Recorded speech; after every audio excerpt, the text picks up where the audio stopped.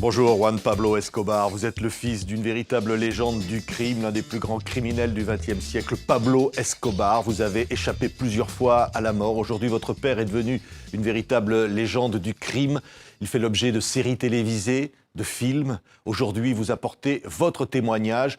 Vous avez besoin de dire votre vérité. Qui était votre père? Était-il seulement un immense criminel? Bonjour à tous, bonjour à tous les téléspectateurs. Et évidemment, j'ai écrit mon livre pour raconter la vérité, au-delà de tout ce qui a été dit sur mon père, Pablo Escobar, en tant que personne, en tant que trafic de stupéfiants, mais voilà, surtout en tant que père. Oui, vous avez échappé à la mort vous-même. Vous avez changé d'identité il y a 20 ans après l'assassinat de votre père. Oui, j'ai évité la mort bien souvent. Le cartel de Cali a perpétré un attentat contre nous, chez nous. C'est le premier attentat à la voiture-bombe de l'histoire de la Colombie, le 3 janvier 1988. 700 kilos de dynamite ont explosé à la porte de ma maison. Il y a eu des verres de la maison sur 1 kilomètre à la ronde. Oui. Vous témoignez aujourd'hui pour dire quoi? Vous dites: mon père était capable d'écrire des lettres déchirantes, d'aimer profondément sa famille et en même temps, il pouvait faire tuer ou tuer froidement des dizaines de personnes. Effectivement, mon père a ses contradictions et ses extrêmes de l'être humain en termes d'amour et de haine. C'était une personne de famille, nous a inculqué des valeurs de la famille au sein du foyer, mais à l'extérieur, ça ne lui posait aucun problème d'ordonner l'assassinat de quelqu'un. Vous saviez qui était votre père, enfant? Depuis l'âge de 7 ans, mon père m'a raconté à moi qu'il était un délinquant dont le travail était d'être un bandit. Et ce, après qu'il ait ordonné l'assassinat du ministre de la Justice, M. Alavania, en 1984. Qu'est-ce qui poussait votre père à tous ces crimes? Est-ce que c'était l'appât du gain? On dit qu'il a possédé jusqu'à 3 milliards de dollars.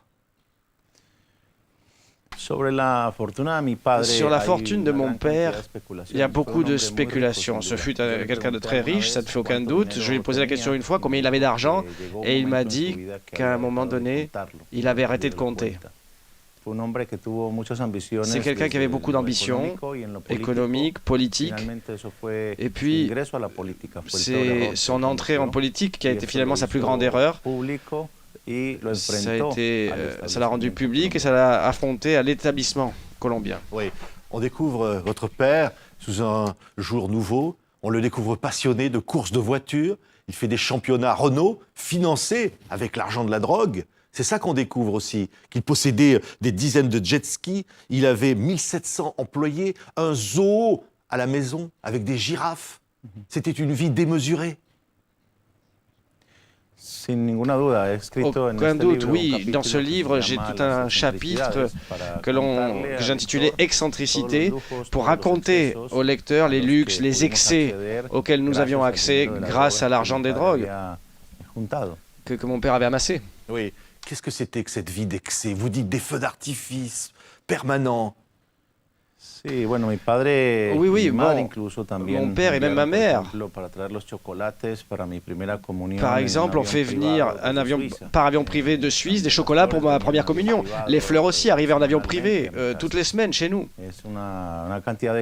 Des excès, comme ça, de l'argent. On ne savait plus quoi en faire de cet argent. Mais finalement, tout cet argent, après coup, nous a amené la pauvreté, la faim, la violence, a détruit les aides qui nous étaient chères. Il n'y a plus rien de positif de tout cela.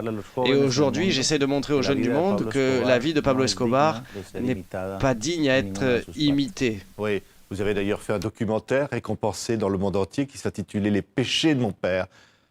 Vous lui en voulez aujourd'hui à votre père? Je ne lui en veux pas. J'ai la possibilité de l'aimer parce qu'il m'a donné exclusivement de l'amour. En vie, évidemment, j'étais l'un de ses grands critiques. Mon père était entouré de personnes qui l'adulaient, qui l'applaudissaient, qui disaient qu'il faisait les choses bien. Et moi, j'étais un de ceux, rares, à côté de ma mère, qui lui demandions d'arrêter la violence et le terrorisme qui nous touchaient tous. Il pouvait faire abattre, tuer froidement est-ce qu'il y avait une grande part de cruauté chez lui? Je pense qu'il y avait des extrêmes, voilà, aussi bien en amour qu'en cruauté. Il n'avait aucun souci à demander l'assassinat de quelqu'un qui le dérangeait ou les séquestrer. À partir du moment où mon père m'avoue qu'il est délinquant, lorsqu'on voyait les informations, on lisait les journaux, il n'avait aucun problème à reconnaître que c'était lui qui était responsable des faits et des crimes que l'on voyait dans les nouvelles. Oui, il y a 20 ans donc, il va mourir de 3 balles. Vous dites une grande partie de sa famille, de sa propre famille, sont responsables finalement de sa mort. Malheureusement, oui. C'est difficile à reconnaître et je ne m'en sens pas fier de raconter ces histoires, qui sont des histoires de trahison familiale. Mais évidemment, son grand frère Roberto était lié, et ça ne fait aucun doute, à la DEA et avec le reste des ennemis de mon père, comme le cartel de Cali. Et c'est une trahison qui vient même de sa mère, la grand-mère Amilda. C'est quelque chose que je ne comprendrai jamais. J'étais jamais d'accord avec la violence de mon père, certes, mais je n'aurais jamais, je ne l'aurais jamais livré à ses ennemis. Oui, il y a, je le disais, une série sur Netflix, Narcos, qui a beaucoup de succès. Vous la regardez, cette série? Vous y reconnaissez votre père? Franchement, je ne reconnais pas mon père parce que bon nombre des histoires que l'on raconte dans cette série ne sont pas vraies. On peut vérifier avec des faits précis que les choses qui sont racontées dans cette série ne sont pas vraies. J'ai écrit même un article spécifiquement sur les 28 erreurs de la 2e saison qui a été beaucoup lu par plus d'1 million de personnes parce que ce type de projet suscite beaucoup d'intérêt dans le monde. Ce que je veux dire, c'est que je ne m'oppose pas à ce que l'on raconte des histoires comme celle de mon père, mais je m'oppose en revanche à ce que l'on fasse cela en glorifiant l'activité criminelle, parce que ça fait penser aux jeunes qu'être Pablo Escobar, c'est cool, c'est une bonne idée. Et je reçois beaucoup de messages dans les réseaux sociaux des pauvres du monde entier qui me disent « J'ai vu la série Narcos et maintenant je veux être Pablo Escobar, je veux être comme ton père ». Et ça, je pense que c'est un effet négatif de ces séries. Quiconque lira mon livre pourra, je peux te garantir qu'il n'aura plus envie d'être Pablo Escobar. Il y a un grand film américain qui va sortir avec Javier Bardem et Penélope Cruz, qui va jouer une journaliste amoureuse de votre père. Et ça, vous dites, c'est vrai? Il a été amoureux, cette histoire est vraie?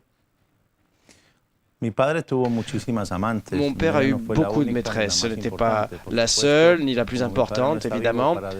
Mon père n'est plus vivant pour le démentir, donc elle veut faire croire à tout le monde que c'était la seule et le grand amour de sa vie. Mais la vérité, c'est que mon père a eu des milliers de maîtresses.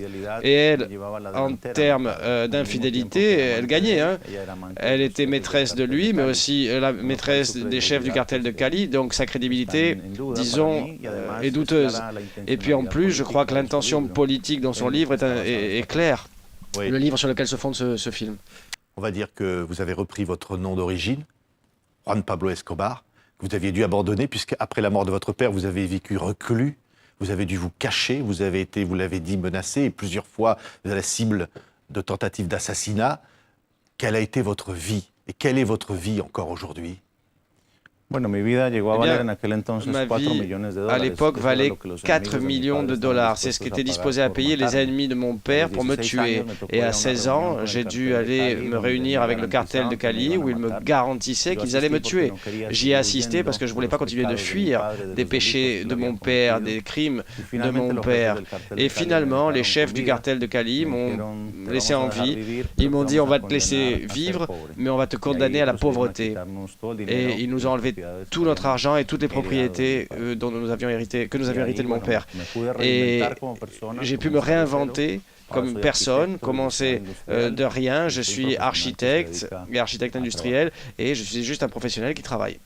Merci beaucoup, Juan Pablo Escobar, fils de Pablo Escobar. Vous publiez Mon père aux éditions Hugo Doc, un document exceptionnel. Merci d'avoir été avec nous. Merci à vous.